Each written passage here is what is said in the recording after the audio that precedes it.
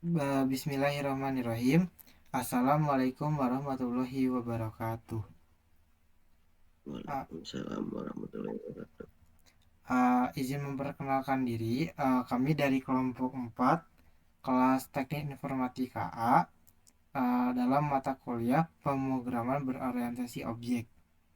Adapun pada video kali ini kami akan mempresentasikan proyek yang telah kami buat, yaitu website manajemen data karyawan.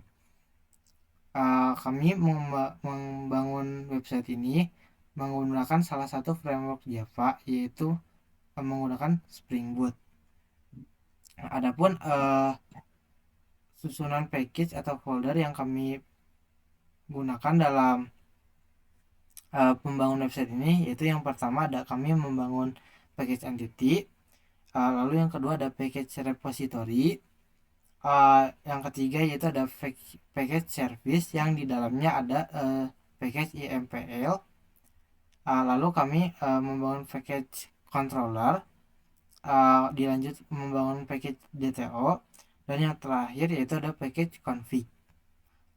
Baik, uh, yang pertama kami akan mulai dari package entity yang akan dijelaskan oleh saudara Angga.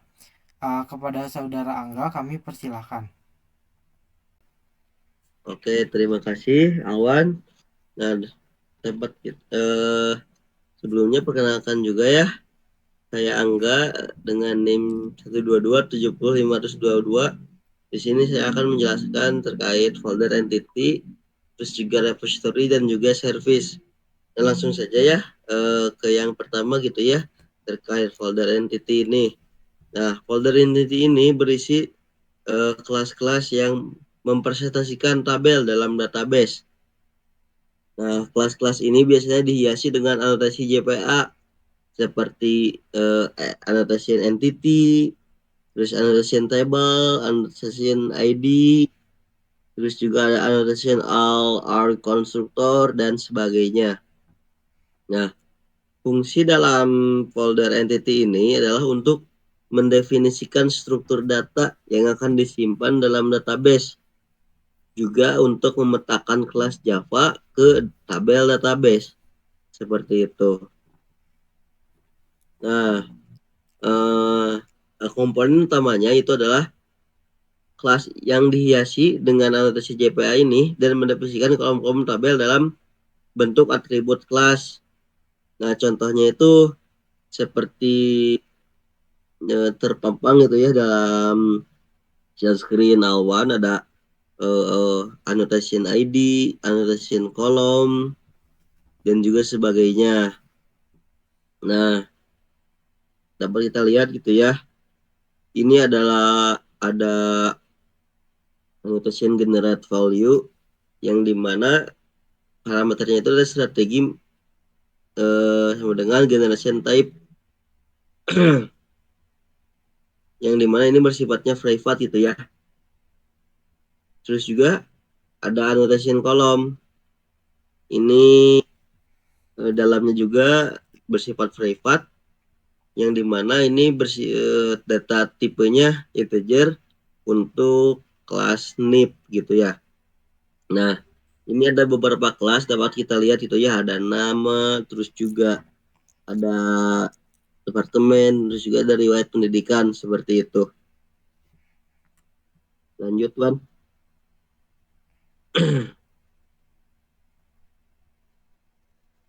Nah, untuk selanjutnya ini ada folder repository ya.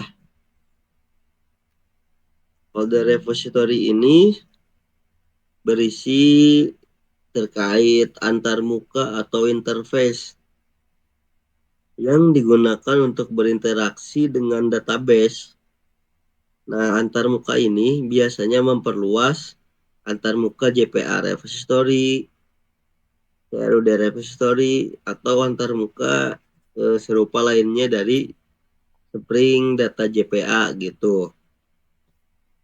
Nah, untuk fungsi dari repository ini untuk mengelola operasi CRUD atau dapat kita ketahui C-nya create, R-nya relatif, relatif, terus juga ada update dan juga delete pada entitas. Nah, juga ini untuk memisahkan logika akses dari data logika bisnis. Seperti itu.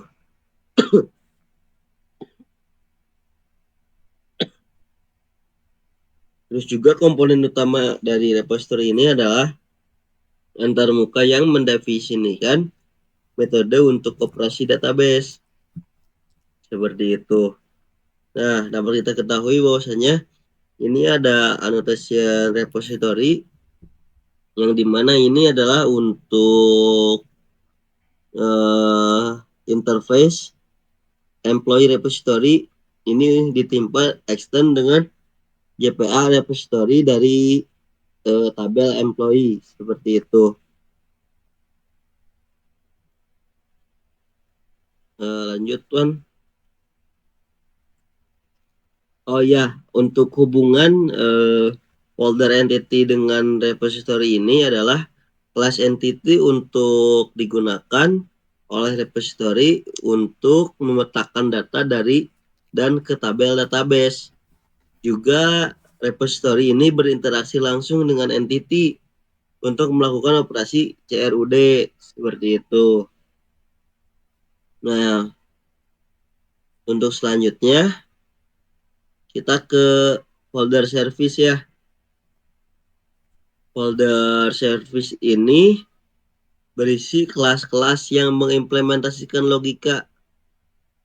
Kelas ini juga sering disebut sebagai layanan ataupun seperti nama foldernya yaitu service dan bertanggung jawab untuk memproses data yang diterima dari controller dan berinteraksi dengan repository.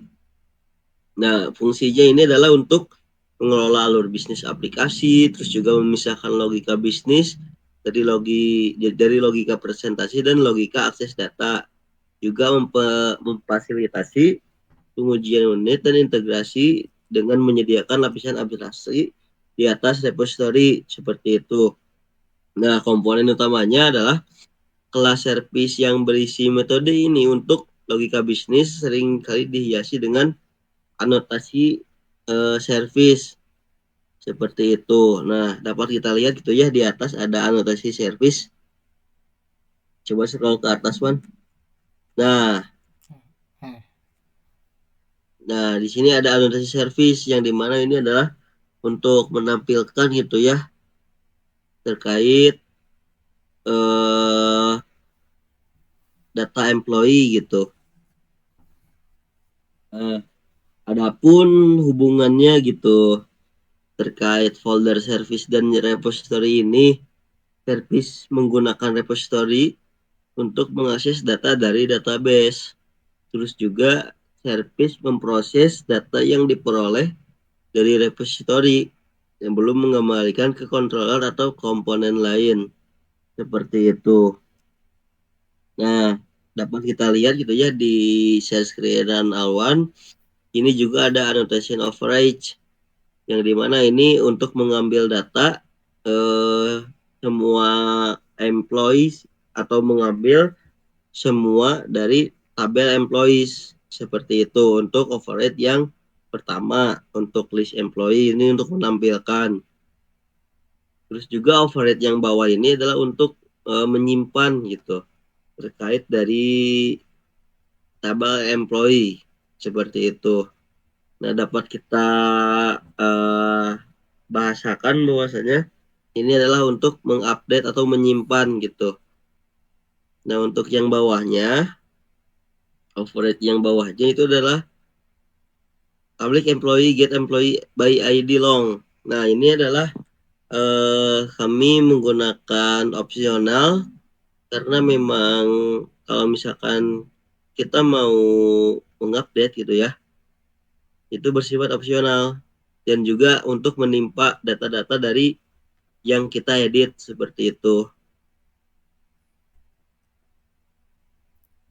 Nah, untuk yang bawahnya kurang lebih sama gitu ya fungsinya kayak yang di atas tadi yang list employee terus juga save employee seperti itu. Nah, untuk selanjutnya dilanjutkan oleh rekan saya gitu ya, Alwan. Mangga, Kang Alwan. Baik, terima kasih kepada saudara Angga.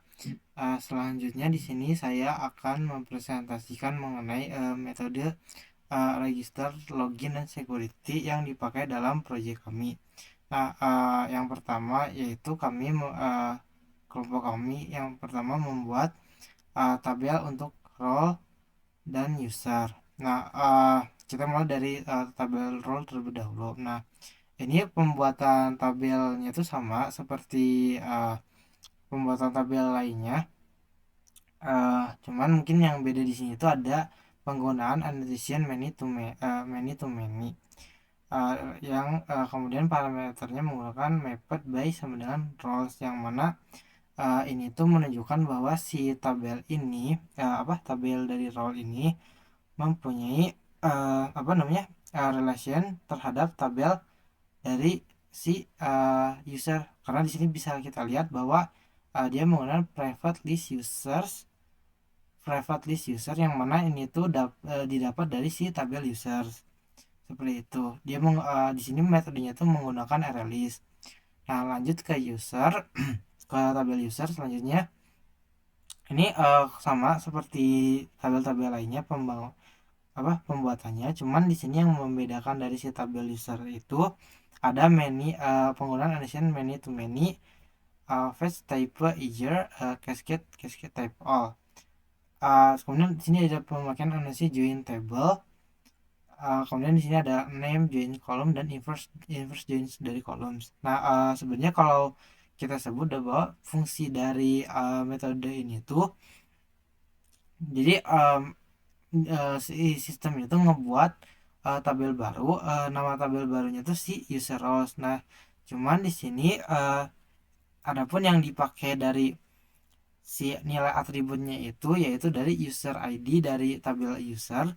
Dan di sini tuh ada tabel penggunaan atributnya itu yaitu role ID dari si tabel role seperti itu. Jadi pembuatan tabel baru, tapi si entitas atau si atributnya itu dari tabel-tabel lain seperti itu.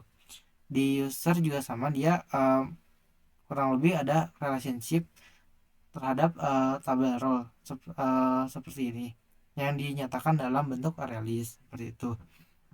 Kemudian lanjut dari entity ini ke role repository sama user repository. Nah, ini tuh uh, sama ini kurang lebih mirip sama repository yang tadi sebelumnya dijelaskan oleh saudara Angga. Cuman di sini tuh mungkin yang sedikit agak beda itu ada di isinya, yaitu di sini ada user find by email dan di role-nya itu ada role find by name, yang mana artinya itu ntar bakal kepake di mana si user akan ada pendetection user itu ada berdasarkan email, dan pendetection role itu berdasarkan name atau nama si role-nya tersebut seperti itu.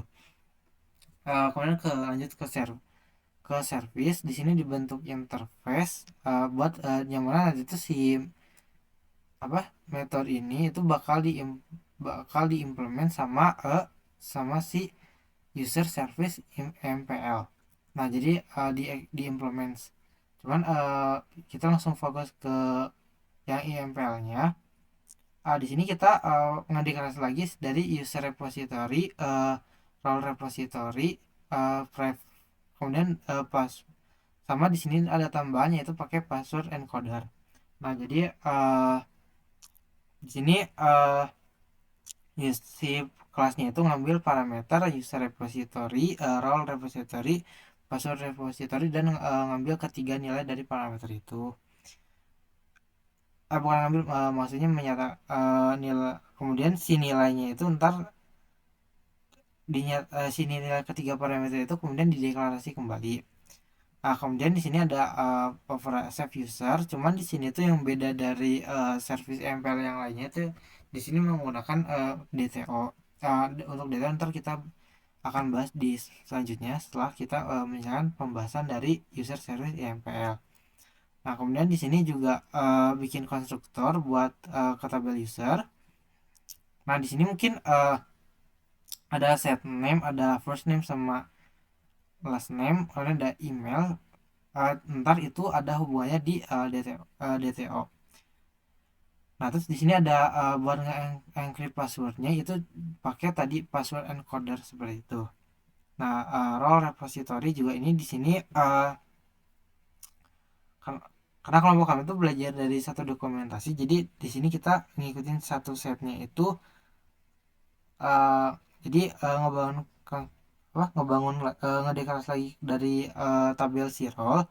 Cuman di sini dia juga ngambil nilai dari role, ngambil apa ya, ngeinjeksi nilai, ngeinjeksi si repository.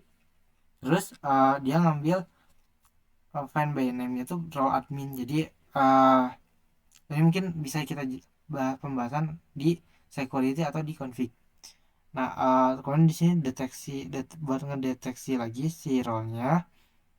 Kalau kemudian ini bisa dibuat deteksi nah kemudian di sini juga ada, nah ini fungsinya tuh buat ngambil email seluruh user yang login user tadi. Ini juga ini nah kalau ini tuh fungsinya buat nge-mapping ke DTO.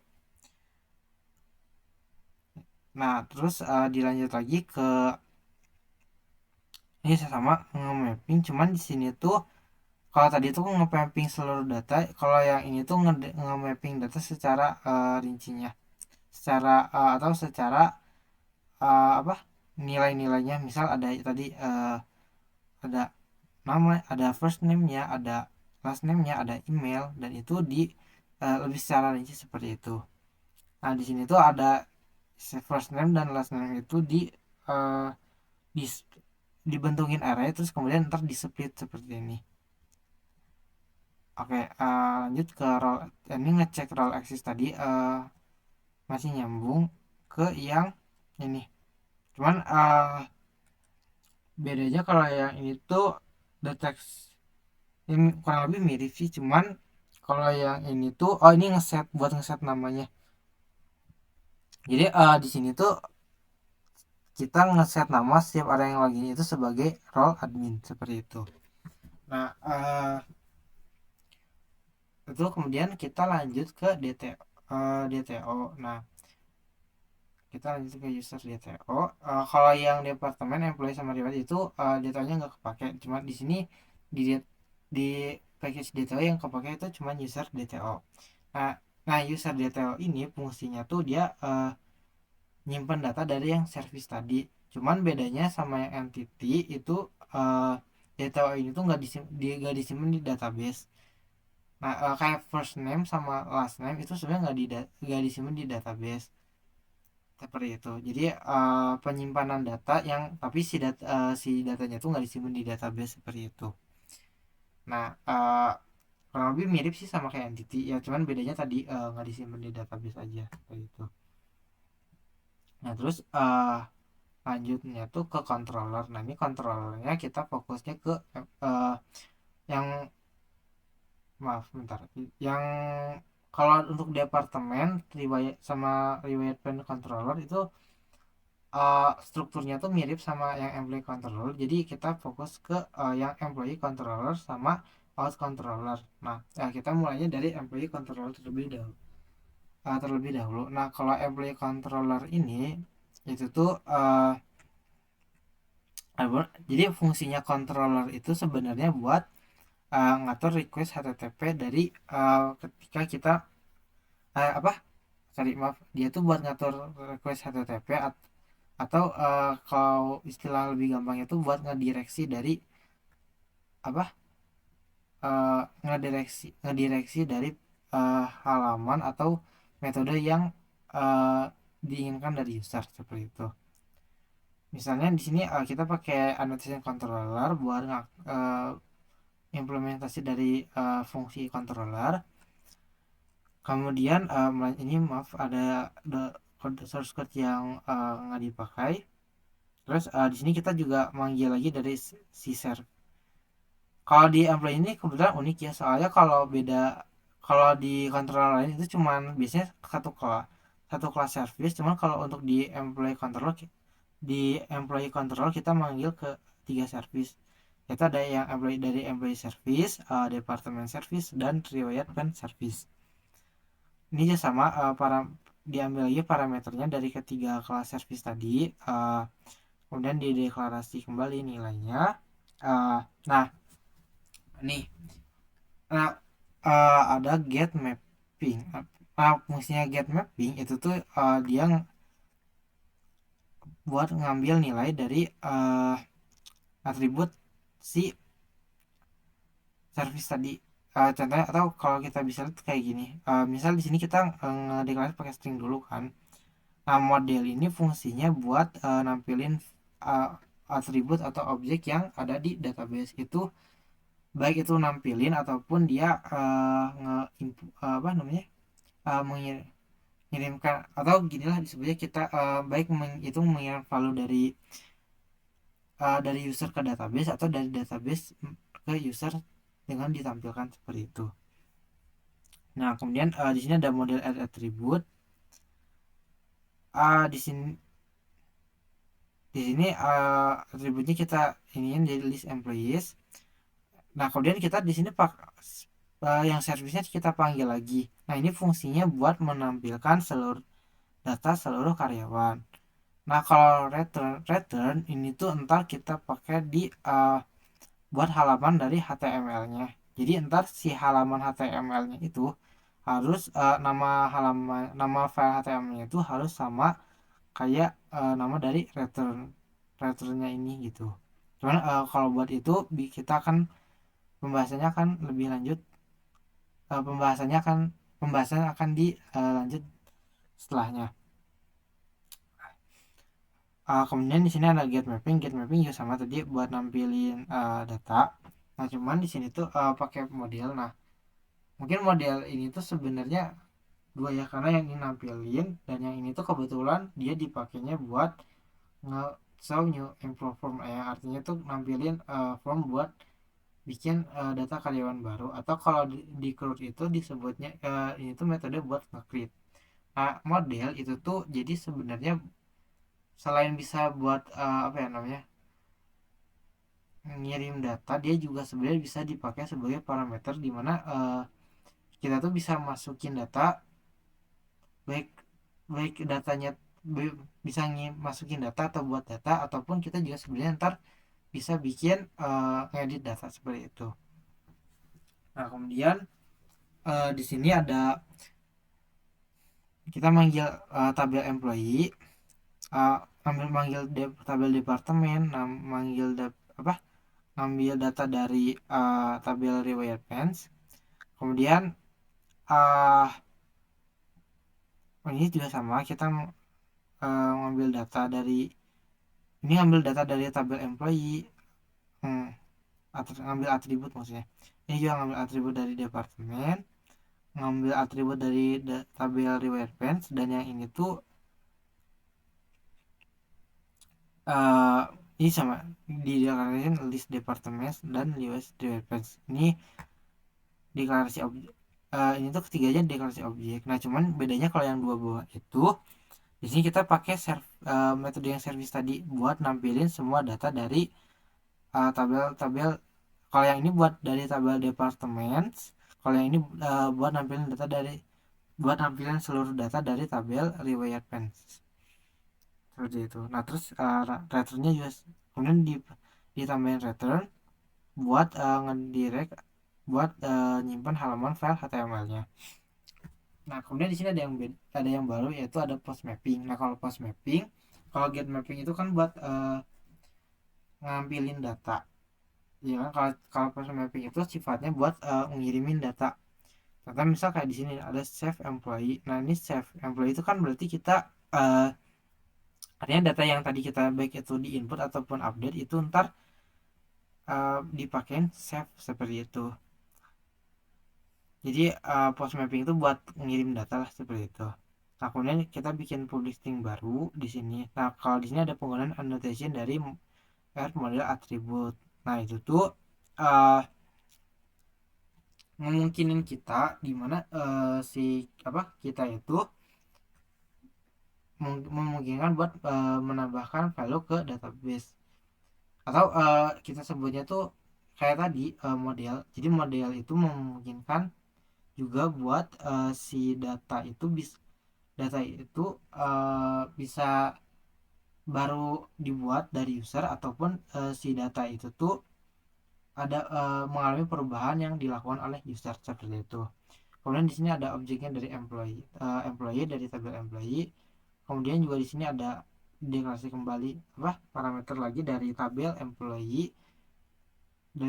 Kemudian di sini kita memanggil employee service buat nge-save data tadi, ambil metode dari employee service buat nge-save data yang kita create ataupun kita update. Terus maaf, ya seperti itu. Terus kemudian return. Nah kalau ini return ngedirectnya itu ke si controller awal. Ini kalau kebetulan di kelompok kami itu makanya uh, kontrol yang ini pas nampilin data seluruh karyawan. Cuman kalau buat ini opsional, itu bisa yang lain seperti itu. Nah asalkan ini itu controller. Oke. Dilanjut ke uh, nantinya selanjutnya yaitu get me ada serve from employee for update. Nah ini tuh fungsinya buat nge-update seperti itu. Nah kalau si update ini itu tuh fungsinya buat ya tadi ngupdate merubah data lah. Kalau di CRUD itu berarti fungsinya buat update. Nah, parameternya kurang lebih sama kayak yang di ini apa di create ya, sama-sama. Cuman mungkin bedanya tuh bedanya sama yang create tuh di sini tuh kita pakai, kalau di create itu kan model dong ya. Cuman kalau di update itu kita di sini pakai ngambil fetch variable atau value-nya ID, yang maksudnya tuh artinya kita tuh melakukan perubahan, melakukan edit data itu berdasarkan ID-nya gitu seperti itu. Jadi diambil apa ya namanya, anggaplah kita sebutnya parameter berdasarkan ID. Nah sebenarnya kan kalau tadi itu di create kita nggak ambil parameter ID. Nah jadi perbedaannya di situ. Dan kalau di demo ntar kita bisa demokan ya buat itunya. Terus delete, ini delete juga seperti biasa, delete data tapi ini bisa ID juga seperti itu, pakai parameternya ID. Nah kalau ini yang read employee, nah ini fungsinya tuh kalau di code berarti dia tuh buat nge-retrieve. Nah yang beda di sini tuh ini juga sama, dia pakai variable, pakai parameter long ID, dan juga pakai model, pakai parameter model. Nah cuman di sini yang beda itu ada di sini, uh, dia juga pakai service.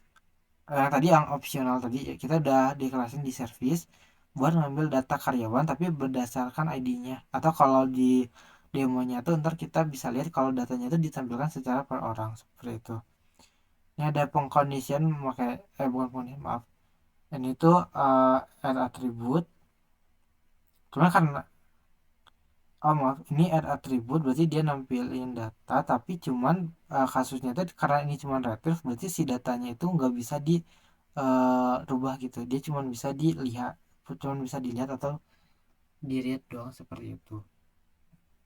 Tapi kalau yang departemen sama riwayat itu sama seperti employee, susunan kontrolnya. Di sini ada yang rada sedikit beda tuh, yaitu yang out controller. Nah kebetulan kalau yang out controller itu kita pakainya di buat login juga seperti itu. Nah di sini kita pakai manggil user service lagi, ambil parameter dari user service. Ini buat home, tapi ini bisa dilewat home. Buat login, ini buat nampilin form login, ntar kita bisa lihat di demo. Register, nah ini ngirim data. Ini juga sama tuh, model ini tadi memungkinkan kita menampilkan data dari database, atau juga kita bisa memasukkan nilai ke database seperti itu. Nah ini juga user DTO, ini kita pakai user DTO seperti yang udah dijelaskan sebelumnya. Model add attribute tadi nginput value ke si tabel user seperti itu. Ntar halaman register itu bakal disimpan di namanya register html. Itu bisa kemudian dilanjut lagi, ini nge-save juga di sini pakai validation. Soalnya ntar kan beberapa, karena emang buat registrasi itu butuh validation, dan jadi di sini kita pakai annotation valid. Add model attribute, tadi sama buat input nilai, buat mungkin kita bisa input nilai ke database.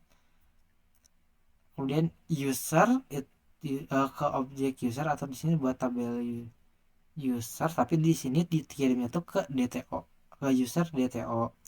Kalau binding result ini sejenis kayak datanya tuh apa ya, jadi kalau misal datanya tuh di validasinya bersamaan seperti itu, jadi buat ngevalidasi datanya tuh secara bersamaan, kurang lebih seperti itu. Kalau yang user ini tadi yang deteksi user fan by user email, ataupun di sini tuh dia buat, oh maaf ya, di sini tuh dia juga bisa buat ngedeteksi user bisa email seperti itu. Nah di sini, nah kepakainya itu di sini. Nah jadi user extending user tuh jadi memungkinkan gimana si email itu ngedeteksi email, biar si emailnya tuh nggak dipakai, satu email tuh nggak dipakai lebih dari satu user seperti itu. Karena ntar kalau dipakai berarti dia otomatis bakal ditolak seperti itu, dengan message-nya tuh email sudah dipakai. Kalau error dia kembali ke method register, ini di save user, kemudian di sini diproses tadi save usernya, kemudian di sini ada, nah kalau ini tuh buat nampilin data seluruh user yang terdaftar di database gitu, yang memungkinkan user-user yang buat login.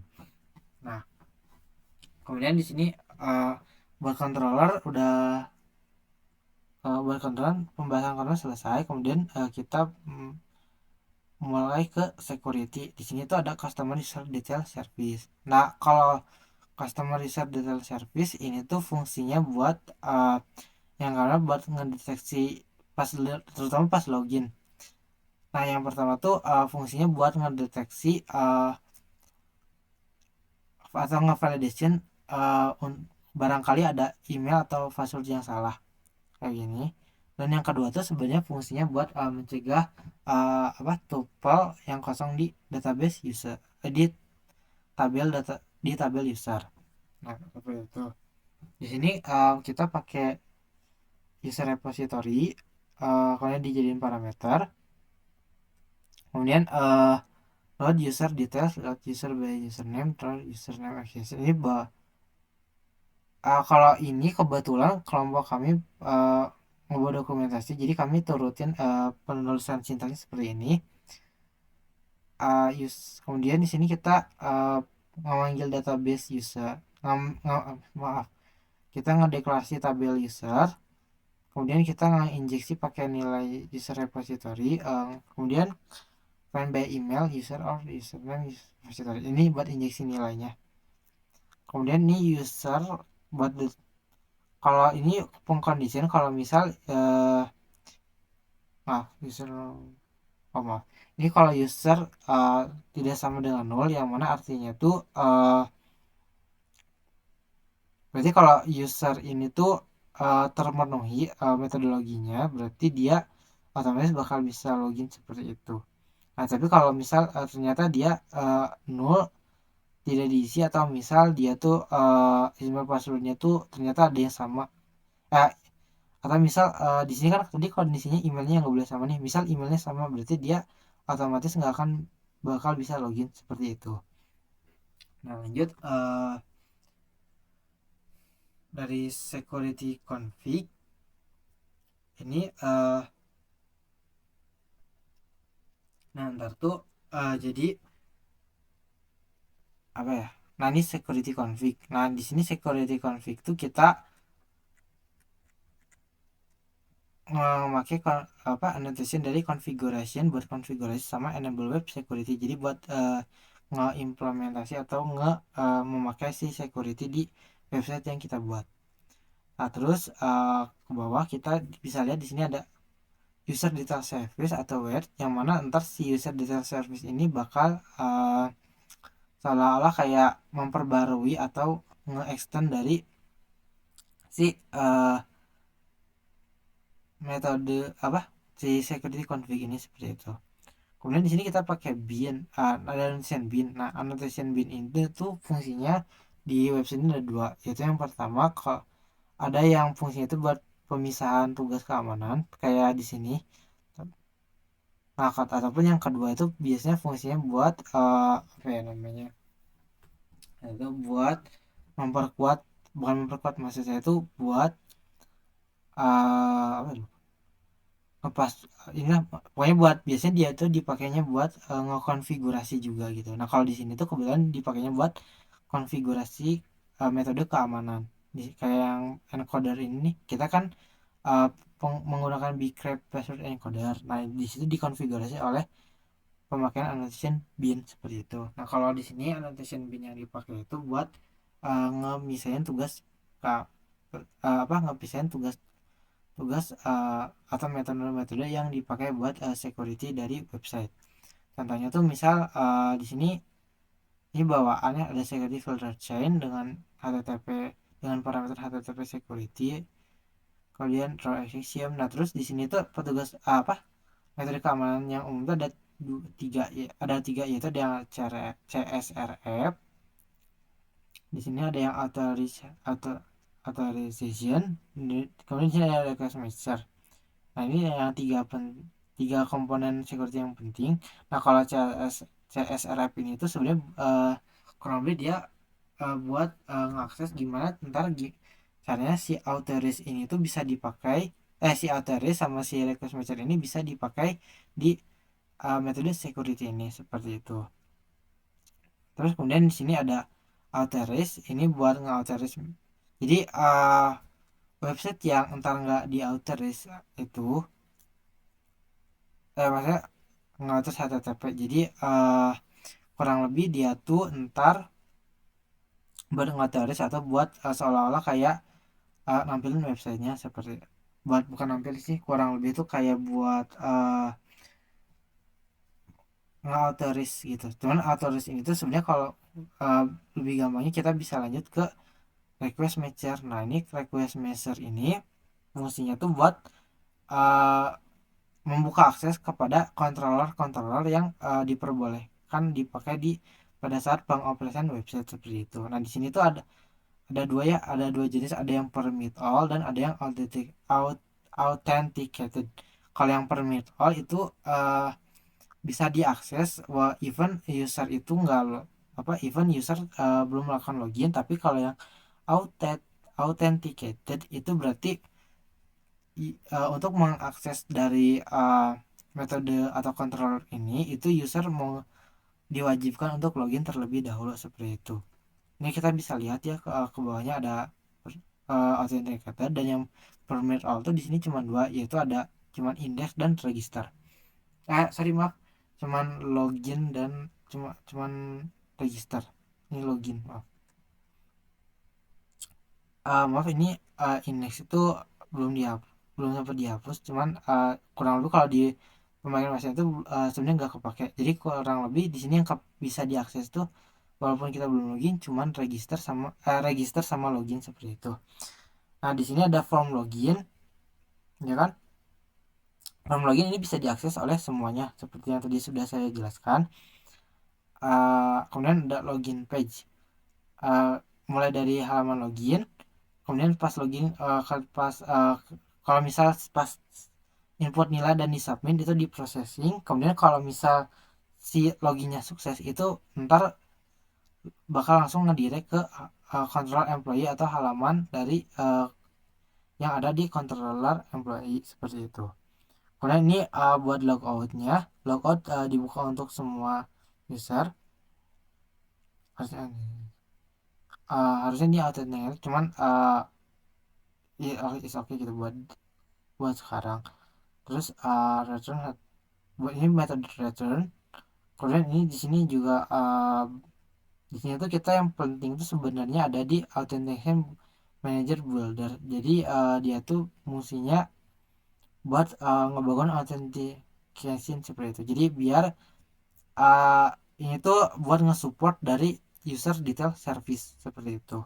Dan di sini juga dipakai buat nge-support juga buat password encoder seperti itu. Jadi kurang lebih di si authentication manager builder itu dipakai buat nge-support user detail service sama password seperti itu. Password encoder. Kurang lebih seperti Langsung aja. ya, langsung aja. Oke. Selanjutnya, saya Syamut Maina akan menjelaskan HTML-nya.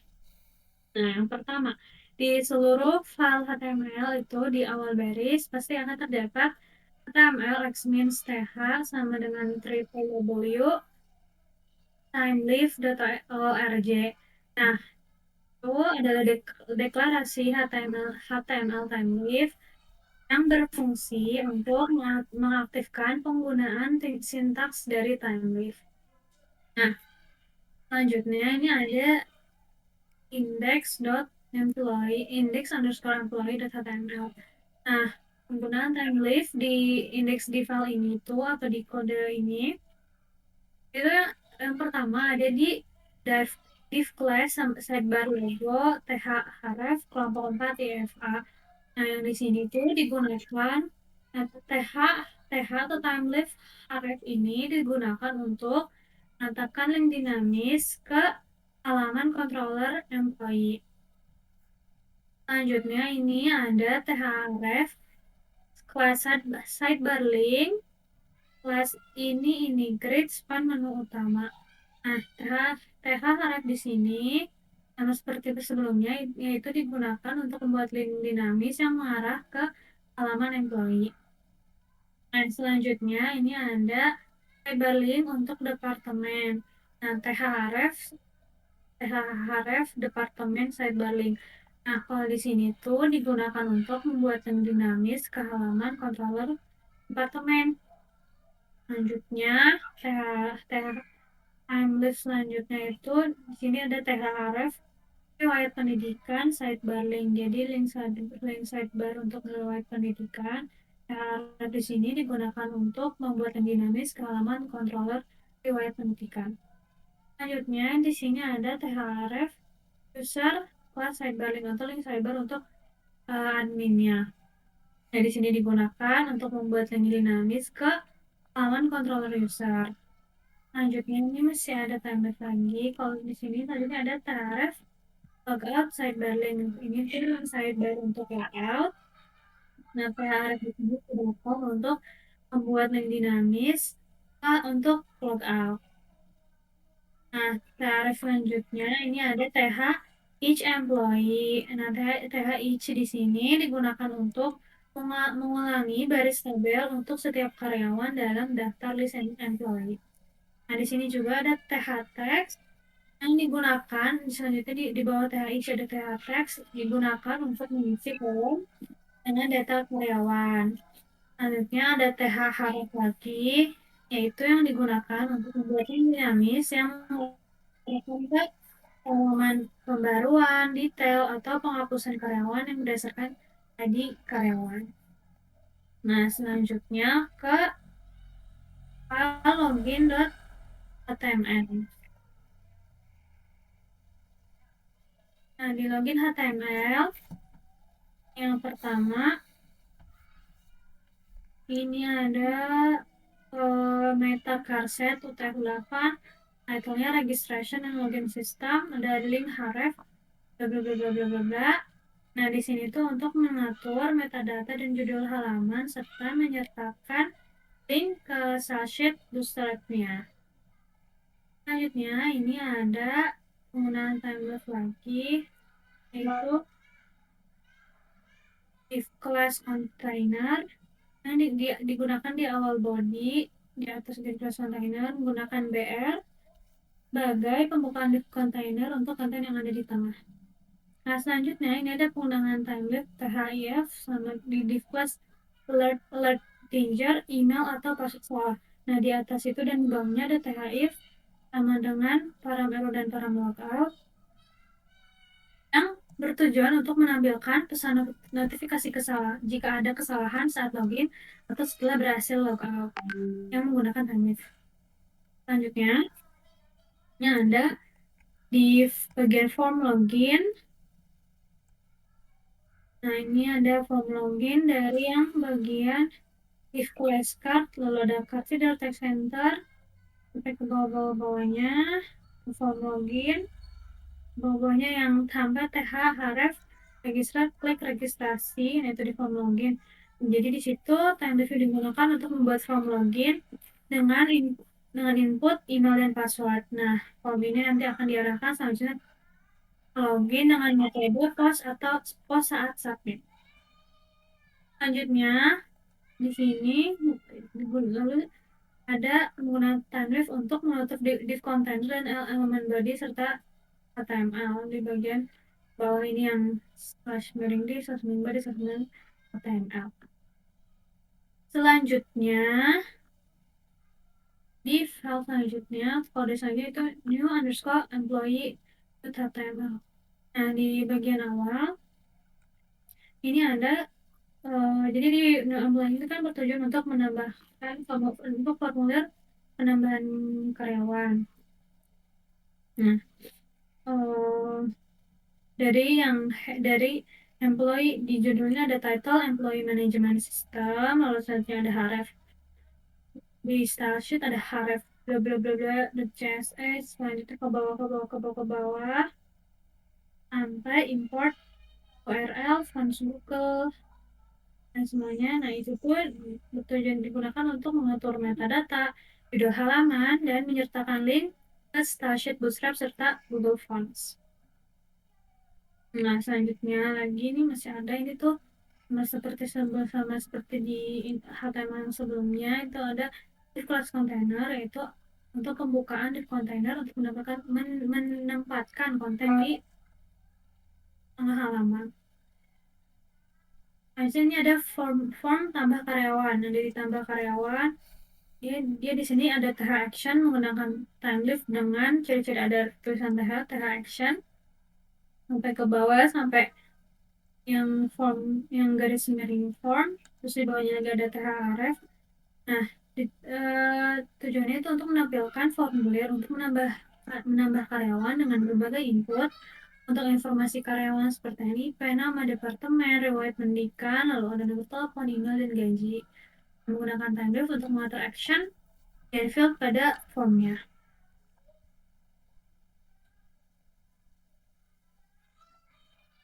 Selanjutnya, sama seperti sebelumnya itu karena tadi menggunakan TimeLeaf untuk membuka div container, lalu selanjutnya ada menggunakan TimeLeaf lagi untuk menutup div container dan elemen bodinya serta HTML. Selanjutnya ada file HTML dari _employee. Nah, ini tuh di bagian headnya di sini bagian atasnya yaitu ada menggunakan TimeLeaf untuk mengatur metadata, judul halaman, dan link style sheet, bootstrap, serta Google Font untuk stylingnya. Nah, selanjutnya di sini di main content with _employee ini ada menggunakan TimeLeaf dari yang bagian main class sampai itu apa ya, class list group _item th text. Jadi di sini menggunakan TimeLeaf-nya th text. Nah, dan juga ada if-nya. Nah, sebelum th text ini ada if list group if employee null. Nah, TF di sini tuh untuk memastikan bahwa informasi karyawan hanya ditampilkan jika employee-nya tidak null. Selanjutnya ada atribut-atribut karyawan seperti, nah di samping ini ada ID dalam kurung employee ID, employee NIP, employee nama. Nah, itu tuh atribut-atribut karyawan seperti ID karyawannya, nama, departemen, riwayat pendidikan atau nomor telepon, email, dan gaji. akan ditampilkan dalam elemen dengan menggunakan TH text sama text untuk mengikat nilai dari objek employee-nya. Nah, selanjutnya di paling bawahnya itu ada TH href. Nah, ini masih nyambung ke yang tadi, di paling bawahnya ada TH href employee. Nah, di sini tuh untuk menautkan kembali ke halaman kontrol employee. Nah, dengan menggunakan itu tadi yang kode tadi TH href. Selanjutnya ini ada register.html. Di register.html ini yang pertama itu ada HIF untuk mengkondisikan semisal registernya berhasil. Selanjutnya ada action untuk mengirim semua nilai atribut register ke database. Lalu selanjutnya ada objek untuk menampilkan datanya lagi. Nah, yang terakhir ini ada update underscore employee. Nah, update underscore employee kurang lebih sama seperti new employee, yaitu untuk mengubah, menghapus atau menambah data karyawan. Dan dari saya untuk penjelasan HTML. Terima kasih. Wassalamualaikum warahmatullahi wabarakatuh. Sekarang kita masuk ke bagian demonya. Oke, kita di sini bisa tombol pencet run, atau kalau kurang kita bisa ke kelas employee 4 application. Kita bisa run yang mainnya atau yang ini sih sebenarnya. Kita bisa run yang mainnya, cuman di sini kalau kelompok kami kita milih run melalui tombol yang di sini seperti itu. Oh ya, maaf, ada tambahan. Jadi di sini database yang kami pakai itu yaitu database MySQL dengan nama databasenya yaitu employee 4 underscore 2 seperti itu. Bisa dilihat ya, kita di sini kelompok kami menggunakan database MySQL seperti itu. Nah, langsung kita lanjut, kita bisa lanjut ke bagian demo. Nah, bismillahirrahmanirrahim.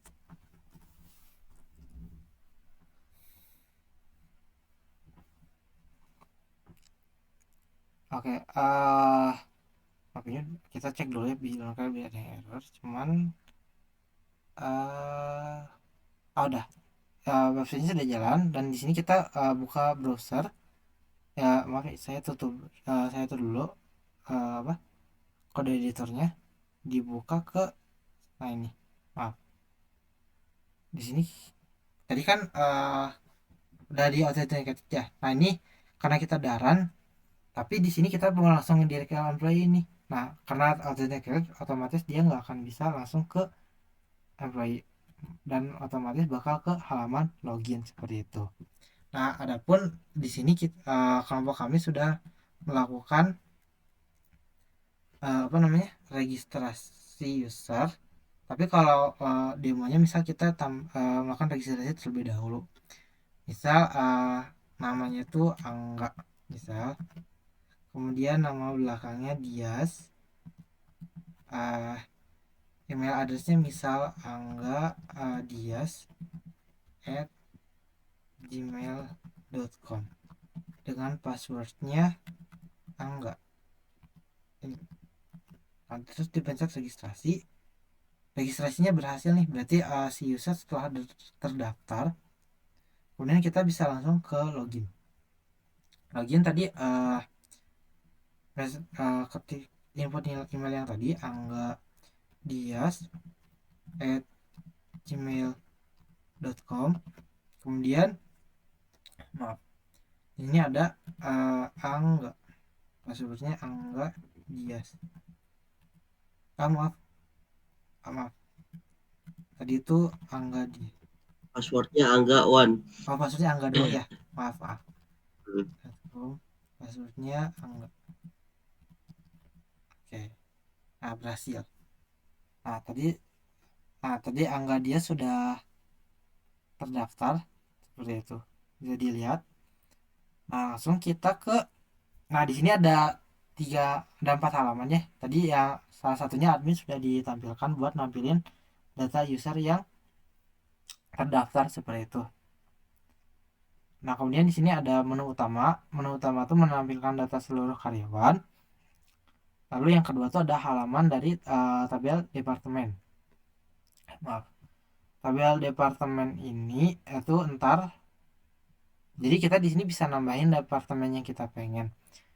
Misalnya mau tabel departemen apa nggak, coba? Coba nggak? Departemen Apa ya? keuangan coba. Keuangan ya. Misal keuangan. Ntar bakal ditambahin. Nah, tapi kita juga bisa ngerubah nama dari si nama departemennya. Misal keuangan publik misal. Di update. Atau ntar dulu deh. Keuangan publik di update. Nah, itu bisa seperti itu. Ini juga tabelnya bisa dihapus. Misal kita hapus departemen officiality. Nah, itu bisa terhapus. Kemudian juga ini departemen. Kemudian ada riwayat kategori pendidikan terakhir. Ini ada misal ada S1, SMA, SMKJ, SMKJ dan sebagainya seperti itu. Nah, ini fungsinya tabel ini tuh ntar kita bisa lihat di metode pas di metode create dan update dari si data karyawan. Misalnya kita mau nambah data karyawan. Misalnya kita ini buat create ya. Untuk nicknya misal 222, namanya Angga Angga Gustiana, Angga Gustian misal. Misal departemennya tadi udah jelas kan. Nah, ini si daftar departemennya juga udah otomatis dari database yang dari data yang ada di data tabel departemen. Ini udah bisa lihat. Misal kita keuangan publik, riwayat pendidikannya juga bisa dipilih. Misal kita S1, nomor teleponnya misal 2822, ini misal emailnya tadi Angga Dias misal. Nah, gajinya di sini kenapa bentuknya 0,0, karena di sini kelompok kami menggunakan plot seperti itu. Gajinya misal 2 juta, enggak jangan dong, 7.500.000 misal. Ditambah otomatis Angga bakal namanya terdaftar di database seperti itu dan tampil di sini.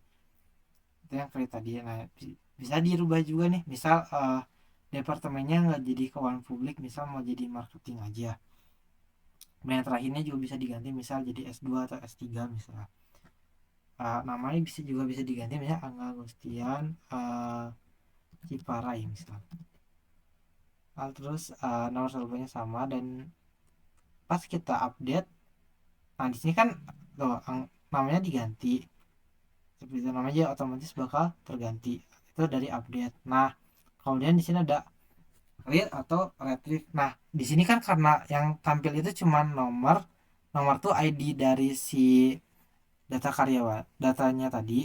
NIP itu nah tadi uh, yang kita in, yang kita in, yang kami input di metode create tadi, dan di sini namanya juga yang sama dari metode create tadi. Nah, cuma kan di sini kita nggak, di sini kita belum bisa lihat apa atribut, nilai-nilai atribut dari data karyawannya. Nah, di sini tuh kita bisa lihat bisa melihat seluruh nilai atribut dari data karyawan melalui detail. Pas kita pencet detail, ini tuh sebenarnya merupakan implementasi dari metode read atau retrieve. Pas dipencet misalnya angga terus bosan, misalnya Alwan Mahadevan, di klik detail, dan di sini bakal otomatis muncul, dan di sini user nggak bisa menginput atau mengubah nilai apapun seperti itu.